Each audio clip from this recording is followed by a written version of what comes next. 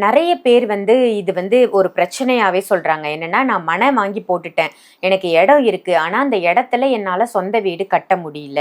ஏதோ ஒரு தடை தாமதமாகுது, இல்ல தடங்கலாயிடுது. இந்த மாரி சொந்த வீடு கட்ட முடியாததற்கு காரணம் என்னன்னு கேட்கறாங்க.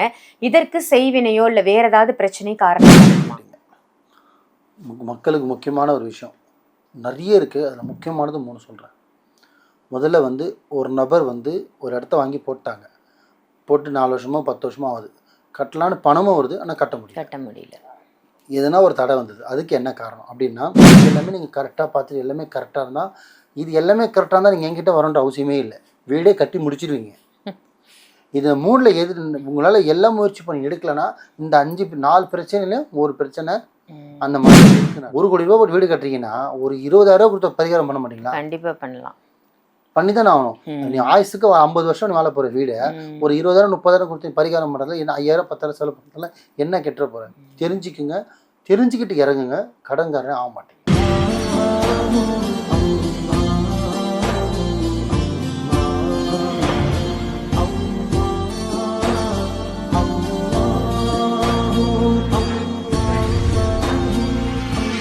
மருஜன்ம நேயர்கள் அனைவருக்கும் அன்பான வணக்கங்கள். புழல் காவாங்கரை ட்ரிபிள் எம் டவர்ஸ்ல இருக்கக்கூடிய மாலிக் பாய் அவர்களை தான் சந்திக்க வந்திருக்கோம். வணக்கம் பாய். வணக்கம் பாய். இன்னைக்கான டாபிக் நிறைய பேர் இது ஒரு பிரச்சனையாவே சொல்றாங்க. என்னன்னா, நான் மன வாங்கி போட்டுட்டேன். எனக்கு இடம் இருக்கு. ஆனா அந்த இடத்துல என்னால சொந்த வீடு கட்ட முடியல. ஏதோ ஒரு தடை தாமதமாகுது, இல்ல தடங்கலாயிடுது. இந்த மாதிரி சொந்த வீடு கட்ட முடியாததற்கு காரணம் என்னன்னு கேக்குறாங்க. இதற்கு செய்வினையோ, இல்ல வேற ஏதாவது பிரச்சனை காரணமா இருக்குமா? கரெக்டாக கேட்டீங்க. மக்களுக்கு முக்கியமான ஒரு விஷயம். நிறைய இருக்குது. அதில் முக்கியமானது 3 சொல்கிறேன். முதல்ல ஒரு நபர் ஒரு இடத்த வாங்கி போட்டாங்க. போட்டு 4 வருஷமோ 10 வருஷமோ ஆகுது. கட்டலான்னு பணமும் வருது. ஆனால் கட்ட முடியல. எதுனா ஒரு தடை வந்தது. அதுக்கு என்ன காரணம் அப்படின்னா, முதல் காரணம் ஒரு மனுஷனுக்கு ஒரு திசை இருக்குது. திசை இருக்குது. இப்போ ஒருத்தர் மேற்கு வாசல் வச்சு திசையில் இருந்துக்கிட்டு மேற்கில் இருந்துக்கிட்டு நல்லா சம்பாரிச்சிருப்பான். ஆனால் இடம் பார்த்தீங்கன்னா கிழக்கில் வாங்கி போட்டிருப்பான். சடனாக கிழக்கில் போய் அந்த வீடு கட்டலாமான்னா கட்ட முடியாது. இப்போ புரியுதுங்களா? சில பேர் பார்த்தீங்கன்னா மேற்கு வாசல் வச்சு வீடு கட்டியிருப்பான். சடனாக அங்கே பார்த்தீங்கன்னா அங்கே வீடு அமைப்பே கிழக்கு வாசல் வச்சு கட்டுற மாதிரி தான் அமைப்பே வரும். அவனுக்கு அது கட்டினா முடியுமா? கட்டணுன்ற எண்ணம் வச்சாலும் முடியாது. இது ஒரு ரீசனாக இருக்கும். 2 3வது ஒன்று, அந்த மண் அது லேவுட்டு போட்டிருக்காங்களோ இல்லை விவசாய நிலமோ இல்லை பூமியோ எது ஒன்றும் இருந்தால் அந்த மண்ணை முதல்ல சோதித்து பார்க்கணும். அந்த மண்ணில் மண் மலடித்தன்மைன்னு சொல்லுவாங்க. மண் ஈரத்தன்மை இருக்காது. மண் ஒரு வசியத்தன்மையே இருக்காது. மண்ணில் அவங்களுக்கு அந்த மண் செட் ஆகலை. எக்ஸாக்ட்லி. ஸோ செட் ஆகாது. அப்போ அந்த மண் தன்மை இருக்கா? இந்த மண்ணில் வீடு கட்டினா சுபிக்ஷகமாக இருக்குமா?